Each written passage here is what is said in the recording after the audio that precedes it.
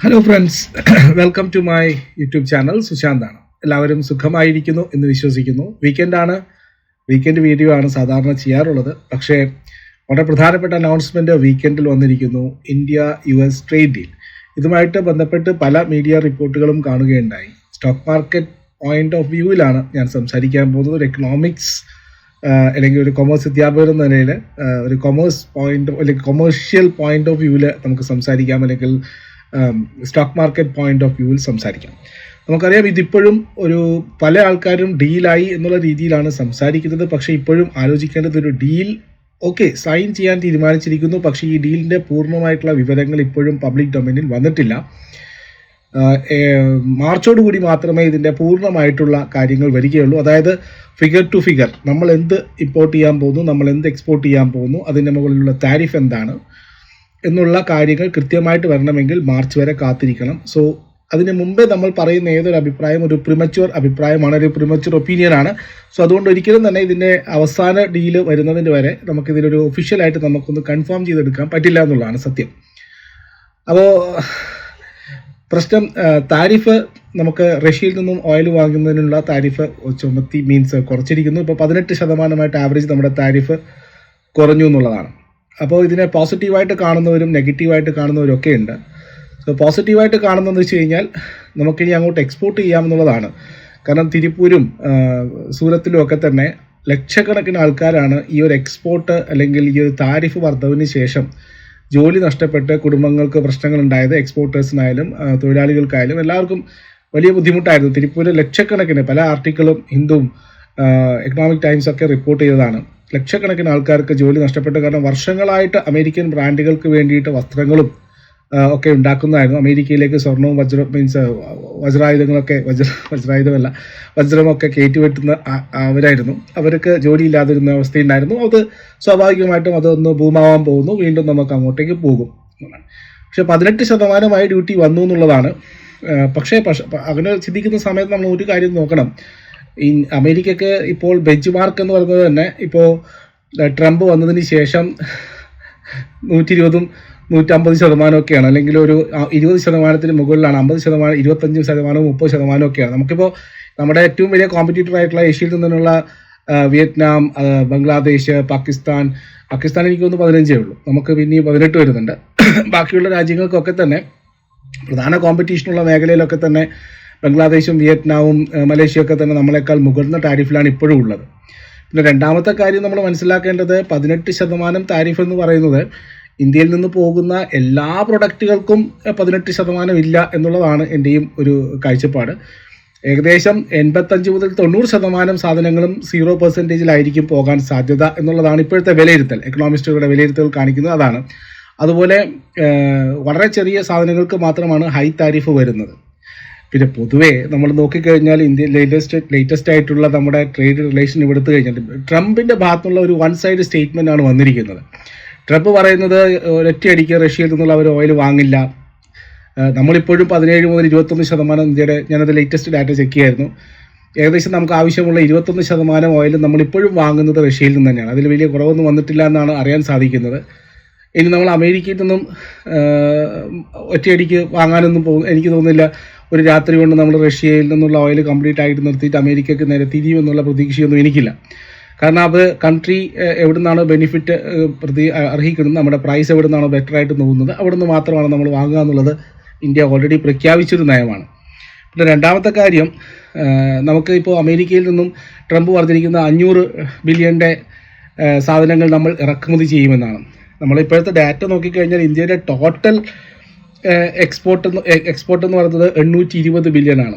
അതേസമയം നമ്മുടെ total import എന്ന് പറയുന്നത് 915 ബില്യനാണ്. അതായത് ഇന്ത്യയിലേക്ക് മൊത്തം വരുന്ന സാധനങ്ങളുടെ വില എന്ന് പറയുന്നത് 820 ബില്യൺ. അപ്പോൾ 500 ബില്യൺ എന്ന് പറഞ്ഞാൽ നിങ്ങൾ 5 വർഷത്തേക്ക് എടുത്തോളൂ, അല്ലെങ്കിൽ 10 വർഷത്തേക്ക് എടുത്തോളൂ. അതായത് നമുക്ക് അമേരിക്കയുമായിട്ടുള്ള ഇപ്പോഴത്തെ ട്രേഡ് റിലേഷൻ എന്ന് പറയുന്നത് തന്നെ, അമേരിക്കയിലേക്കുള്ള നമ്മുടെ എക്സ്പോർട്ട് എന്ന് പറയുന്നത് 86.5 ബില്യൺ US$ എക്സ്പോർട്ട് മാത്രമേ നമുക്കുള്ളൂ. അതേസമയം നമുക്ക് അവിടെ നിന്ന് ഇങ്ങോട്ട് വരുന്നത് വെറും 45 ബില്യനാണ്. ട്രംപിന് ശരിക്കും ചൂടാവാൻ കാരണം തന്നെ അതാണ്. നമ്മൾ അവിടത്തേക്ക് കൂടുതൽ എക്സ്പോർട്ട് ചെയ്യുന്നുണ്ട്, അവിടുന്ന് നമ്മൾ കുറച്ചേ വാങ്ങുന്നുള്ളൂ എന്ന് പറഞ്ഞിരിക്കുകയാണ്. അപ്പോൾ ഈ താരിഫ് നമുക്ക് 18% കുറച്ചു, അല്ലെങ്കിൽ കുറേ സാധനങ്ങൾക്ക് കുറച്ചു എന്ന് പറയുമ്പോഴും നമ്മൾ ഇങ്ങോട്ടേക്ക് നമ്മുടെ കാർഷിക മേഖലയും ഡയറി പ്രൊഡക്ട്സ് ഒന്നും തുറന്നു കൊടുത്തിട്ടില്ല എന്ന് കൃത്യമായിട്ട് ഇപ്പോഴും പറയുന്നുണ്ട്. സോ അവിടെ നിന്ന് ഇങ്ങോട്ട് വരാൻ പോകുന്ന സാധനങ്ങൾക്ക് ഇവിടെ ഡിമാൻഡ് വേണമെങ്കിൽ, ഡിമാൻഡ് ഉണ്ടെങ്കിൽ മാത്രമല്ലേ അവർക്ക് ഇമ്പോർട്ട് ചെയ്യാൻ പറ്റുള്ളൂ. നമുക്കിപ്പോൾ ട്രേഡ് വന്നു അല്ലെങ്കിൽ എഗ്രിമെൻറ്റ് സൈൻ ചെയ്തു എന്ന് വെച്ചതുകൊണ്ട് നമുക്കിവിടെ ആ സാധനം, അമേരിക്കയിൽ നിന്ന് വരുന്ന സാധനങ്ങൾ ഇവിടെ ചീപ്പാവില്ല ഒരിക്കലും. പിന്നെ മാത്രമല്ല ഇവിടെ ഡിമാൻഡ് വേണം. നമ്മളെ മുമ്പ് തന്നെ ഉദാഹരണം ഉണ്ടല്ലോ, നമുക്കിപ്പോൾ ഫ്രൂട്ട്സ് കടയിലൊക്കെ പോയി കഴിഞ്ഞാൽ അമേരിക്കൻ ആപ്പിളുകൾ കിട്ടും, ഇന്ത്യൻ ആപ്പിളുകൾ കിട്ടും. എങ്ങനെ വെച്ച് നോക്കിയാൽ തന്നെയാലും എനിക്ക് തോന്നുന്നു അമേരിക്കൻ ആപ്പിളുകൾ കോസ്റ്റ്ലി ആണ്, അതാണ് എൻ്റെ ഒരു അനുഭവം. അതേസമയം ഇന്ത്യൻ ആപ്പിളുകൾ ഡിമാൻഡ് കുറവാണ്, പൈസ കുറവാണ് അമേരിക്കൻ ആപ്പിളുകളേക്കാൾ. അപ്പോൾ സ്വാഭാവികമായിട്ടും നമ്മൾ കോസ്റ്റ് കൂടി കൺസിഡർ ചെയ്യുന്ന ആൾക്കാരാണ് ഇന്ത്യക്കാരെന്ന് പറയുന്നത്. സോ അമേരിക്കയ്ക്ക് പിറകെ പോകാതെ നമ്മൾ ഇന്ത്യൻ സാധനങ്ങൾ കൺസ്യൂം ചെയ്യാൻ സാധ്യതയുണ്ട്. രണ്ടാമത്തെ കാര്യം, അമേരിക്കയ്ക്ക് ഒരു കോസ്റ്റ് എന്ന് പറയുന്നത്, ഏത് സാധനത്തിനും ഒരു ഉണ്ടാക്കുന്നൊരു പൈസ ഉണ്ടാവില്ല, കോസ്റ്റ് ഓഫ് പ്രൊഡക്ഷൻ ഉണ്ടാവുമല്ലോ. അപ്പോൾ അമേരിക്കയ്ക്ക് ഒരു പരിധി വിട്ട് കോസ്റ്റ് ഓഫ് പ്രൊഡക്ഷൻ കുറക്കാൻ കഴിയില്ല. കാരണം അമേരിക്കയിലെ cost of production is very high. ഒരു തരത്തിൽ മാനുഫാക്ചറിങ്ങും കാര്യങ്ങളൊക്കെ അവർ നിർത്തിവെക്കാൻ തന്നെ കാരണം അവിടെ വളർന്നു വരുന്ന ഒരു ഹെവി കോസ്റ്റ് ആയിരുന്നു. ഇപ്പോൾ ഐഫോണും കാര്യങ്ങളൊക്കെ എന്തുകൊണ്ട് അവിടുത്തെ കമ്പനി ആണെങ്കിൽ പോലും അവിടുന്ന് പ്രൊഡ്യൂസ് ചെയ്യുന്നില്ല. കാരണം അവർ മൊത്തം ചൈനയിൽ നിന്നും മറ്റുള്ള, കാരണം cost of production is very high. കാരണം $40-50 കൊടുക്കണം ഒരു മണിക്കൂർ ഒരു സ്കിൽഡ് എംപ്ലോയി അവിടെ കിട്ടാൻ വേണ്ടിയിട്ട്. അതാണല്ലോ മൊത്തമുള്ള IT പണികളും മറ്റുള്ള ഔട്ട്സോഴ്സിങ് ജോബുകളൊക്കെ തന്നെ ഇന്ത്യക്ക് കൊടുത്തിരിക്കുന്നത്. കാരണം കോസ്റ്റ് ഓഫ് പ്രൊഡക്ഷൻ ഇന്ത്യയിലും മറ്റു രാജ്യങ്ങളിലും കുറവാണ് ആസ് കമ്പയർഡ് ടു US. അപ്പോൾ ആ ഒരു കോസ്റ്റ് ഓഫ് പ്രൊഡക്ഷൻ കുറവായതുകൊണ്ട് തന്നെ നമുക്ക് കോസ്റ്റ് ഓഫ് പ്രൊഡക്ഷൻ കൂടുതലായതുകൊണ്ട് തന്നെ ഒരു പരിധി വിട്ടിട്ട് അവർക്ക് കോസ്റ്റ് കുറക്കാൻ കഴിയില്ല. അപ്പോൾ ആ ഒരു സാധനം ഇങ്ങോട്ട് വരുമ്പോൾ നമുക്ക് ഇവിടെ ഇന്ത്യൻ പ്രൊഡക്റ്റുകൾ ചീപ്പായിട്ട് കിട്ടുകയും അമേരിക്കൻ പ്രൊഡക്റ്റുകൾ ഓക്കെ നിങ്ങളുമായിട്ട് എഗ്രിമെൻ്റ് ഉണ്ട്, നിങ്ങൾ ഇങ്ങോട്ട് ഇറക്കിക്കോളൂ എന്ന് പറഞ്ഞ് നമ്മളിങ്ങോട്ട് ഇറക്കിക്കഴിഞ്ഞാലും ഇവിടെ ഡിമാൻഡ് ഉണ്ടെങ്കിൽ മാത്രമാണ് ഫർദർ ട്രേഡ് നടക്കുക. മറിച്ച് ഇന്ത്യൻ പ്രൊഡക്റ്റുകൾക്ക് അവിടെ നല്ല ഡിമാൻഡാണ്. നമ്മുടെ ടെക്സ്റ്റൈൽ സെക്ടറിൽ നിന്നായാലും നമ്മുടെ ജെംസ് ആൻഡ് ജ്വല്ലറി ആയാലും നമ്മുടെ ഫുഡ്വെയറും ലെതറും ഒക്കെ തന്നെ അവിടെ വളരെ ഡിമാൻഡാണ്. കാരണം അവിടുത്തെ ക്വാളിറ്റി നോക്കിയിട്ട് അവർക്ക് അഫോർഡബിൾ ആയിട്ടുള്ള പ്രൈസിൽ ക്വാളിറ്റി പ്രൊഡക്റ്റുകൾ, ഇന്ത്യൻ പ്രൊഡക്റ്റുകൾ കിട്ടുന്നത് അവർക്ക് വളരെ ഡിമാൻഡാണ്.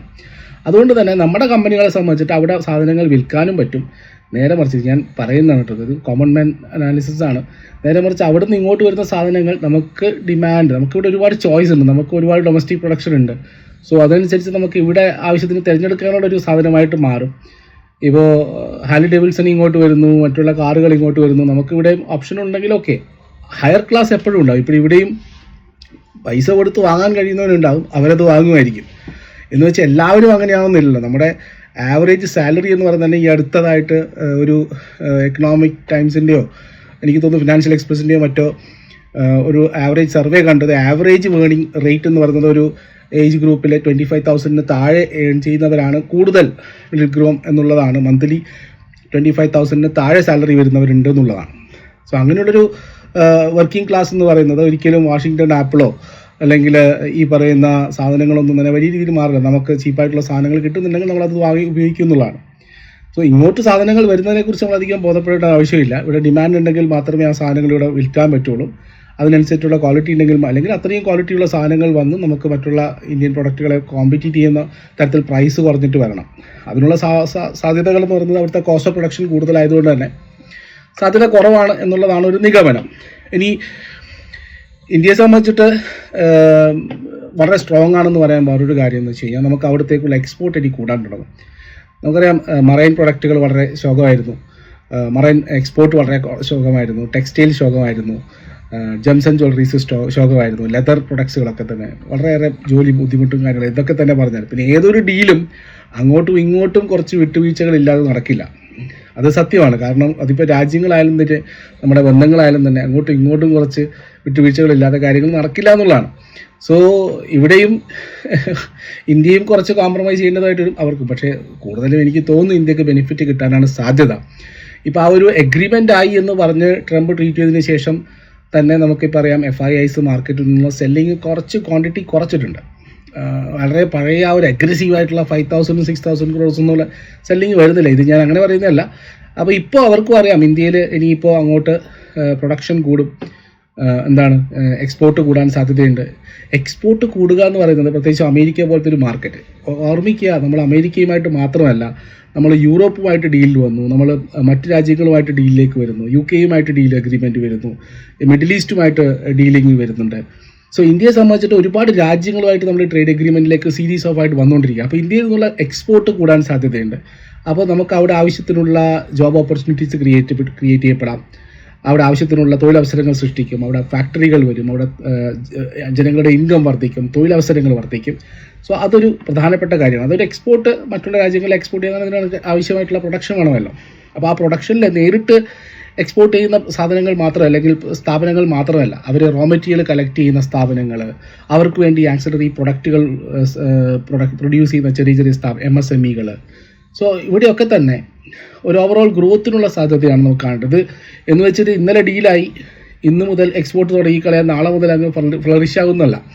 അമേരിക്കയുടെ അവസ്ഥയും കൂടി മനസ്സിലാക്കണം. അമേരിക്കയും നമുക്കറിയാം വിലക്കയറ്റം, പണപ്പെരുപ്പം ഒക്കെ തന്നെ കൂടി ബുദ്ധിമുട്ടിലായിരിക്കുകയാണ്. അപ്പോൾ അവിടെയും ഡിമാൻഡ് ഇപ്പോൾ പ്രതീക്ഷിച്ചതുപോലെയൊന്നുമില്ല. നമ്മൾ അമേരിക്കക്കാരെന്ന് പറയുന്നത് അവിടെയും പട്ടിണി പാവങ്ങളുണ്ട്.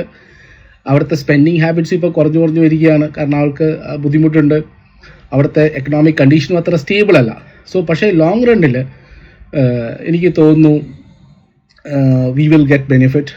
നമുക്ക് കുറേ എക്സ്പോർട്ടിനുള്ള ചാൻസസ് ഉണ്ട്. നമുക്ക് ഒരുപാട് സാധ്യതകൾ നമ്മളെ മുന്നിലേക്ക് തുറന്നു കിട്ടാനുള്ള സാധ്യതയുണ്ട്. സോ ഡീലിനെ അന്ധമായിട്ട് വിമർശിച്ചതുകൊണ്ട് കാര്യമില്ല, അന്ധമായിട്ട് നമ്മളതിനെ എതിർത്തുകൊണ്ട് കാര്യമില്ല. അത് ഇതിപ്പോൾ പൊളിറ്റിക്കൽ പാർട്ടിയുടെ അടിസ്ഥാനത്തിലായാലും ശരി, നമ്മൾ കോംപ്രമൈസ് എന്ന് വെച്ച് കഴിഞ്ഞാൽ വലിയൊരു പ്രശ്നം ഡയറി പ്രൊഡക്റ്റുകളിലും കാർഷിക മേഖലയും ഇതുവരെ തുറന്നിട്ടില്ല എന്നാണ് അർത്ഥം, എന്നാണ് തന്നെയാണ് വിശ്വസിക്കുന്നത്.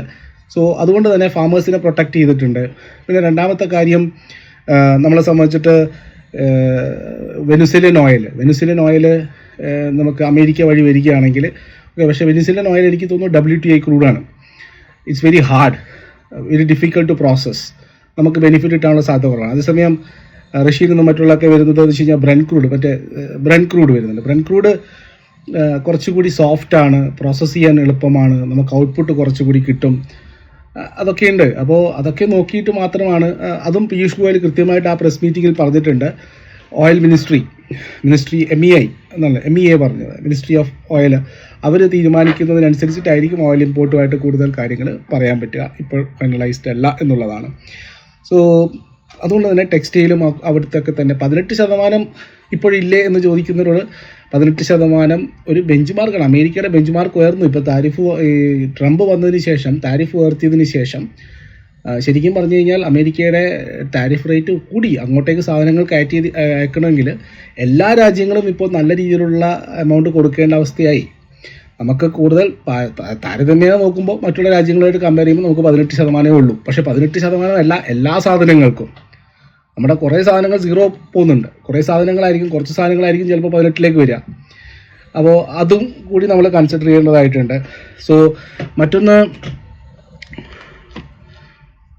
ഏറ്റവും കൂടുതൽ നല്ലൊരു മാർക്കറ്റാണ് നമുക്ക് തുറന്നുകിട്ടിരിക്കുന്നത്. ഏറ്റവും വലിയ പവർഫുൾ ആയിട്ടുള്ള എക്കോണമി. ഇപ്പോഴത്തെ അവരുടെ സ്ഥിതി നോക്കണ്ട, പക്ഷേ ഇപ്പോഴും പർച്ചേസിങ് പവർ അവർക്ക് വളരെ കൂടുതലാണുണ്ട്.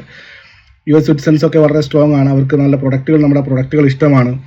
സോ നമുക്ക് നല്ലൊരു ഓപ്പർച്യൂണിറ്റിയാണ് കിട്ടാൻ പോകുന്നത്. സോ നമ്മുടെ ഇപ്പോഴത്തെ 800-900. സോ അതുകൊണ്ട് നിശ്ചിതമായിട്ടും നമ്മൾ വിമർശിക്കുന്നതിന് പകരം ലോങ് റണ്ണിൽ സ്റ്റോക്ക് മാർക്കറ്റിനെ സംബന്ധിച്ചിട്ടും ഇൻവെസ്റ്റേഴ്സിനെ സംബന്ധിച്ചിട്ടും എനിക്ക് തോന്നുന്നു നമുക്കൊരു ഓപ്പർച്യൂണിറ്റി തന്നെയാണ്. അപ്പോൾ എത്രയും പെട്ടെന്ന് നമ്മുടെ എക്സ്പോർട്ടേഴ്സ് ഇതിൻ്റെ ബെനിഫിറ്റ് ഉണ്ടാക്കാൻ ശ്രമിക്കുക. ട്രേഡ് ഫെയർസും അവിടെ മാക്സിമം അവിടത്തേക്ക് നമുക്ക് മാർക്കറ്റ് ആക്സസിബിൾ ആവുന്ന രീതിയിലേക്ക് അമേരിക്കൻ മാർക്കറ്റുകൾ നമുക്ക് തുറന്നിട്ടിരിക്കുകയാണ്. US മാർക്കറ്റ്, അതുപോലെ തന്നെ യൂറോപ്യൻ മാർക്കറ്റ്. ഇന്ത്യൻ എക്സ്പോർട്ടേഴ്സിനെ സംബന്ധിച്ചിട്ടും ഇന്ത്യയുടെ പ്രൊഡക്ഷൻ മാനുഫാക്ചറിങ് സെൻറ്റേഴ്സിനെ സംബന്ധിച്ചിട്ടും വലിയൊരു ഓപ്പർച്യൂണിറ്റിയാണ് നമുക്ക് വരാൻ പോകുന്നത്. സോ അത് കണ്ടിട്ടാവണം മുന്നോട്ട് പോകേണ്ടത്. അല്ലാതെ നമ്മളതിനെ, ഞാൻ പറഞ്ഞല്ലോ, ഇനിയും കണ്ടിന്യൂസ് ആയിട്ടുള്ള ഫിഗർ ടു ഫിഗർ അല്ലെങ്കിൽ ലൈൻ ബൈ ലൈൻ ഡീറ്റെയിൽസ് നമുക്ക് കിട്ടാൻ പോകുന്നതേ ഉള്ളൂ മാർച്ചിൽ. സോ അതുകൂടി കൺസിഡർ ചെയ്തിട്ട് വേണം നമുക്കതിനേക്ക് കൊണ്ടുവരാൻ വേണ്ടിയിട്ട്. ഏതായാലും ലോങ് റണ്ണിൽ മാർക്കറ്റിനെ സംബന്ധിച്ചിട്ടും ഇൻവെസ്റ്റേഴ്സിനെ സംബന്ധിച്ചിട്ടും ഇന്ത്യയുടെ മാനുഫാക്ചറിങ്, എംപ്ലോയ്മെൻറ്റ് ഓപ്പർച്യൂണിറ്റീസ്, അതുപോലെ തന്നെ ഒരു ഡീലല്ല, നമ്മൾ മദർ ഓഫ് ഡീൽ പറഞ്ഞു, ഫാദർ ഓഫ് ഡീൽ യൂറോപ്പ് പറഞ്ഞു, ഇപ്പോൾ US മറ്റ് മിഡിൽ ഈസ്റ്റൊക്കെ ആയിട്ട് ആയിക്കൊണ്ടിരിക്കുന്നു. ചെറിയ ചെറിയ രാജ്യങ്ങളുമായിട്ടൊക്കെ, ഒമാനൊക്കെ ആയിട്ടൊക്കെ നമ്മൾ ഡീലിലേക്ക് വരുന്നു. സോ മാക്സിമം രാജ്യങ്ങളിലേക്ക് സാധനങ്ങൾ എക്സ്പോർട്ട് ചെയ്യേണ്ടതായിട്ട് വരും. നമ്മളവിടെ നിന്ന് ഇങ്ങോട്ടേക്ക് സാധനങ്ങൾ കൊണ്ടുവരും. സോ സ്വാഭാവികമായിട്ടും കോമ്പറ്റീഷൻ വർദ്ധിക്കും. നല്ല പ്രൊഡക്റ്റുകൾ, ക്വാളിറ്റി പ്രൊഡക്റ്റുകൾ കൺസ്യൂമേഴ്സിനായാലും പ്രൊഡ്യൂസേഴ്സിനായാലും കോമ്പറ്റീറ്റീവായിട്ട്. അപ്പോൾ നമുക്ക് രണ്ട് തരത്തിലാണ്. ഒന്ന്, ടാരിഫ് അവിടെ 18% കൊടുക്കണം പല പ്രൊഡക്റ്റുകൾക്കും, ചില പ്രൊഡക്റ്റുകൾക്ക്. അപ്പോൾ നമ്മളിവിടെ കോസ്റ്റ് കുറച്ചുകൊണ്ട് നമുക്ക് പ്രോഫിറ്റ് കൂട്ടാം. അതേസമയം നമുക്ക് മാക്സിമം എക്സ്പോർട്ട് ചെയ്തുകൊണ്ട് നമുക്ക് റവന്യൂ വർദ്ധിപ്പിക്കാം. അങ്ങനെ പല ഓപ്പർച്യൂണിറ്റീസാണ് നമുക്കുള്ളത്. സോ നല്ലത് തന്നെ പ്രതീക്ഷിക്കാം, നല്ലത് വരുമെന്ന് പ്രതീക്ഷിക്കാം. സോ അപ്പോൾ മറ്റൊരു വീഡിയോയുമായിട്ട് കാണാം. എല്ലാവർക്കും നന്ദി, നമസ്കാരം. ഇതും നിങ്ങൾക്കും എൻ്റെ അഭിപ്രായം ഉണ്ടാകും. നിങ്ങളുടെ അഭിപ്രായങ്ങൾ കമൻറ്റ് ബോക്സിൽ കമൻറ്റ് ചെയ്യാം. നിങ്ങൾക്കും നിങ്ങളുടേതായിട്ടുള്ള വെർഷൻ ഉണ്ടാകും. ഞാനിത് എൻ്റെ വഴിയായിട്ടുള്ള വെർഷനും പല ഭാഗങ്ങളിൽ നിന്നും ഇതിനെക്കുറിച്ച് കേട്ടും മനസ്സിലാക്കിയതിന് ശേഷം ഉള്ള ഒരു വെർഷൻ പറഞ്ഞു എന്ന് മാത്രമാണ്. സോ സ്വാഭാവികമായിട്ടും നിങ്ങളുടെ അഭിപ്രായങ്ങളും നിർദ്ദേശങ്ങളും കമൻറ്റ് ബോക്സിൽ എക്സ്പെക്ട് ചെയ്യുന്നു. മാർക്കറ്റ് അടുത്ത പ്രാവശ്യം എന്തായാലും അടുത്ത ആഴ്ച ഒറ്റയടിക്ക് മാർക്കറ്റൊക്കെ കയറി പോകുന്നുമില്ല. വളരെ ചെമ്പും ചെറുക്കും കൂടിയുള്ള ഒരു വീക്കെൻഡ് ആയിരിക്കും. ഇപ്രാവശ്യം US മാർക്കറ്റൊക്കെ വളരെ വെള്ളിയാഴ്ച വളരെ സ്ട്രോങ് ആയിട്ടാണ് ക്ലോസിംഗ് വന്നിരിക്കുന്നത്. അതിൻ്റെ ഒരു ടീച്ചർ റിയാക്ഷൻ നമ്മൾ മൺഡേ മാർക്കറ്റിൽ എന്തായാലും കാണും. സെലക്റ്റീവായിട്ടുള്ള കൗണ്ടറുകളിൽ ഇപ്പോൾ ലെതർ സെക്ടർ ആണെങ്കിലും ജെം ആൻഡ് ജ്വല്ലേഴ്സ്, ടെക്സ്റ്റൈൽ, ഇവിടെയൊക്കെ തന്നെ ഒരു പോസിറ്റീവ് മൊമെൻറ്റത്തിനുള്ള സാധ്യതകളാണ് ഇപ്പോൾ കാണുന്നത്. സ്റ്റോക്ക് ബൈ സ്റ്റോക്കും മറ്റുള്ള കാര്യങ്ങളൊക്കെ തന്നെ നമ്മൾ പങ്കുവെക്കാം. എല്ലാവർക്കും നല്ലൊരു വീക്ക് ആശംസിക്കുന്നു, നല്ലൊരു ട്രേഡിംഗ് വീക്ക് ആശംസിക്കുന്നു. മറ്റൊക്കെ നമുക്കൊരു ട്രേഡിംഗ് വീഡിയോ കൂടി ഞാൻ അപ്ലോഡ് ചെയ്യുന്നതായിരിക്കും. ഓക്കെ, മറ്റൊരു വീഡിയോ ആയിട്ട് കാണുന്നവരെ എല്ലാവർക്കും നന്ദി, നമസ്കാരം. Thank you.